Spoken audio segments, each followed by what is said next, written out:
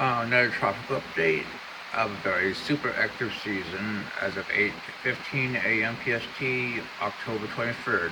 Epsilon is moving northeast of Bermuda, northward, has 75-knot winds. Here's the latest advisory showing 75-knot winds based on sound estimate. Moving northward at 360 by 9, and it's at a slightly faster speed than earlier. This northward track is expected the next day or so. Therefore, the NHC expects it to turn towards the northeast and southerly due to strong mid-latitude westerlies ahead of the approach of long-range trough. By 60 hours, this will be moving up over cooler waters and is expected to be completing equatorial transition.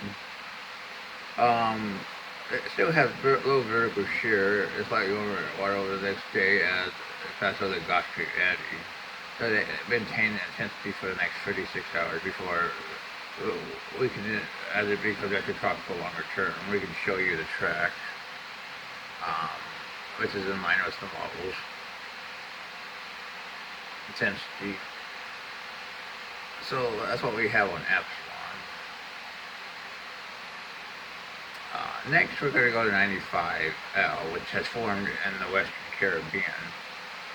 Sadly, because there's just no break. I mean, let's be honest. And this system already had an well-defined LSC based on ASCAT, convection over it. It just doesn't end. I mean, here's a radar clearly forming a circulation based on the radar. ASCAT of last night already showed up close below the circulation. There's no reason to think that the system won't become our next tropical cyclone. Here's the IR. Hopefully this can lead. Open. It's clearly closed already. Here's the track, takes it northward towards Hurricane models, take it northward. The GFS enablers take it northwestward into the Gulf. There's quite a bit of support for development of this system, and also testing all taken in the mid-level tropical storm. The NHC currently says, let's see, 50% during the next 48 hours, 60% during the next 5 days. I personally think 80% during the next 48 hours. The thing is definitely taking off. Here it is. Very well defined, almost banning features trying to evoke. I'll see about right in here. South of the Cayman Islands. And it's probably, in my opinion, it's probably going to head northwestward towards Cuba, based on what we've seen in the models. Here's the GFS this morning. Here it is. Good, this has become pretty organized really fast.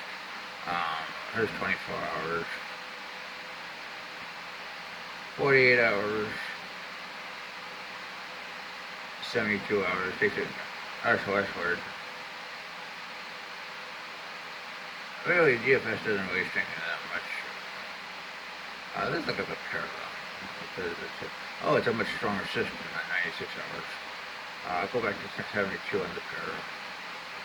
Seriously, it costs a little bit to the east of the GFS, but it's much stronger. Probably a mid-level tropical storm, which is what we expect. Here's 48 hours, 72 hours, 96 hours. Let's go to 126 hours. And it's clearly in the Gulf of Mexico. The CMC for that period doesn't really show anything. ECMWF, 120 hours, definitely system, definitely velocity. 48 hours. 72. So I think chances are pretty good. I think around 80% in the next, well, 5 days of becoming depressed because it already had a low level circulation.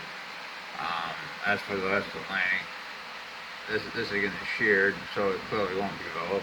Epsilon will be watched, but won't be affecting any more land before it becomes actually tropical. The Eastern Pacific, let's see what we got here. We got literally nothing, but our system we were watching is getting sheared and moving in cold water. Well, that's your tropical update for today.